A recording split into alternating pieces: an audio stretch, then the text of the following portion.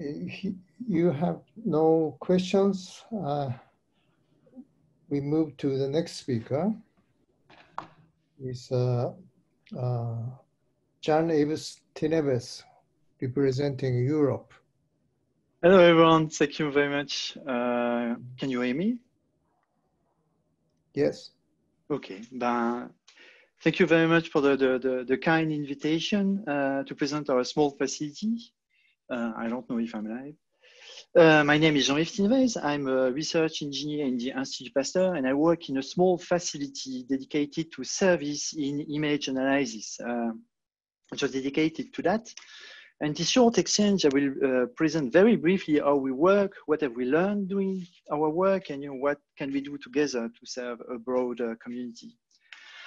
So we are a relatively recent facility operating since roughly 2.5 years. We are part of France Bioimaging since 2 years now, which is a French node of Eurobioimaging. And today we are 3 engineers, soon to be 4. Is everything okay? Our specialty is that we just do image analysis and nothing else. I think it's safe to say that everybody is doing image analysis in their own facility, or a big majority.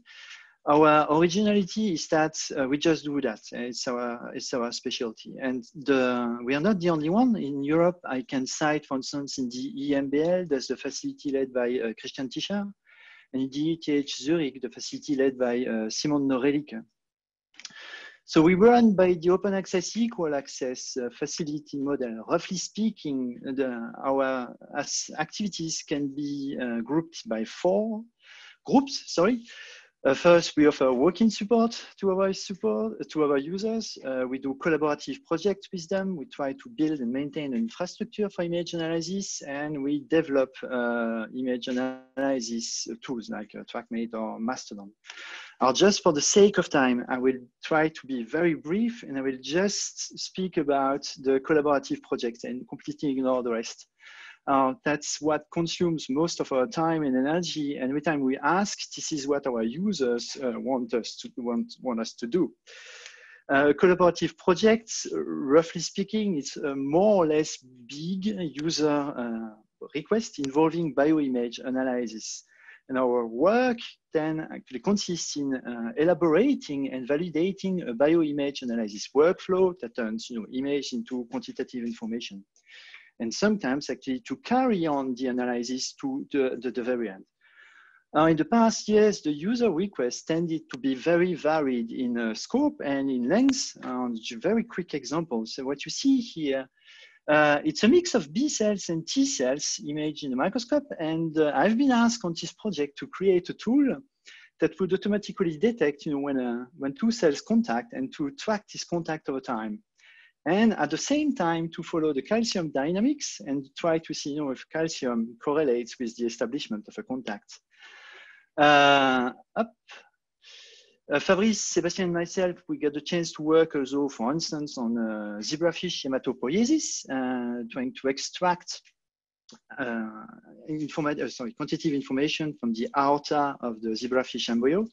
What's interesting, just using this example to show you that sometimes the user, they ask you to go beyond image analysis and they want you to do data analysis and sometimes even modeling.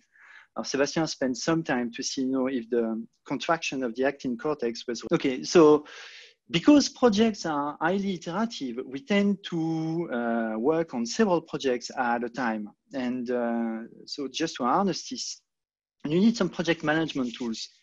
And for this, we simply reuse what exists in a microscopy facility. For instance, we use a booking system just to keep track of the time we spend on each project and to build our users. When it comes for the workflow elaboration, sharing and versioning, we use actually tools like Git, Maven that actually come from the programming industry. And we also spend a decent amount of time actually writing reports to our users, just telling them what we do or we build things and so on. We are relatively new. I would say still gather some experience of what we do. I'm happy to share. Again, I will, for the sake of time, just focus on the collaborative projects. Roughly speaking, even if the projects are very varied in scope, time, length, even image source, so I had satellite images, for instance, You could say that the projects we get, they fall into two types. The first type would actually be a quantification project where the user would delegate a significant part of a scientific project to you and expect you to perform the analysis and to get the result to a scientific question. And the second type would be tool development. And at this time, the user will ask you to build a tool just to perform a specific analysis task and to deploy this tool in their lab. And so they would handle the rest. If you think about it, they don't exactly call for the same skill set. Like for instance, quantification, you need to have, of course, bioimage analysis skills, but you need to have at least a minimal understanding of the biology behind that. And a good mastery, I would say mastery even of imaging technologies so that, you can advise the users the best you can. Tool development on the other side, on top of everything, required good skills in computing because you want to build a tool that can be used by anyone, not just the creator. And that's an important challenge. But nonetheless, every project is actually mediated, I would say, by the desire of the user to integrate in their research like skills they don't have in their lab. And so that's one I find where our added value is the best, is that you get to collaborate and contribute to a project with skills that are orthogonal to what they find, to the one that come from the lab that submit the project. That gives a new angle to the science, the project, and it's incredibly rewarding.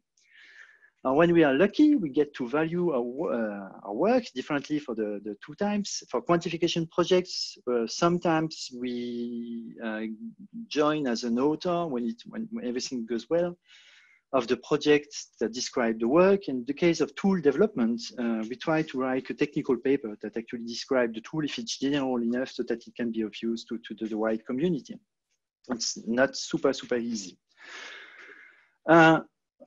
There's plenty of remarks to be made, even if I limit myself just to the collaborative projects. Just for the sake of time, just would like to stress one point, which is like we are discussing fantastic talks and discussion about pre-publication image data management.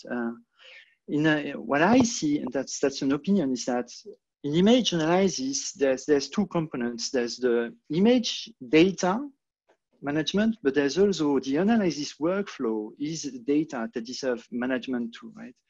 And the good stewardship of an analysis workflow is super important for the reproducibility of science. If you want to actually solidify something that will work today and after the publication and much later. However, in my humble opinion, is that while in the case of image data, management tools and policies are really mature and well integrated, this might just for the analysis workflow, I think we're just starting. For instance, many of us and many of our researchers, they use the term data management plans, which for me is relatively recent, right? And there's regulations and there are tools that originate from our community that are quite mature already. In the case of analysis workflow, right now, we are actually using the tools coming from the programming industry. And there's also good and early, I would say, projects, initiatives from our good colleagues, such as maybe you know them, the Bioimage Informatics Index and the BIAFLOS platform, to actually integrate an analysis workflow with the data. Alors, what did I do now? In the last minute, I would like just to share with you a project or initiative we have from with our friends and colleagues from Nubias in the context of Europe. We are open access, so we welcome actually projects from external projects. And in the past, we have very positive experience with projects from abroad. Just an example here. And so of course, with people from the now defunct Nubias, we were wondering, could we kind of do that, but for a wide community? And this is the project BIASCORE, super briefly described here. It's still in the making, and the idea is, roughly speaking, to empower facilities so that they can offer service to a wide, or at least to the European community. And the idea would be to recruit actually analysts and put them in T sites mentored by the senior analysts in all T sites, so that these analysts would serve other institutes in image analysis. In my case, I will join good friends in France, join the France bioimaging node of your bioimaging, and it will be implemented that. This is very early, it's not yet funded, and I'm sure that's certainly not the only initiative. I can just cite the COBA initiative led by professors Anne Carpenter and Kevin Elche for the North America, probably more advanced than we are, because they're already funded. Enfin, anyway, I thank you very much for your initiative. I hope we do great work together. I would like to thank all the very nice and excellent colleagues and people in these groups. Thank you very much for your attention.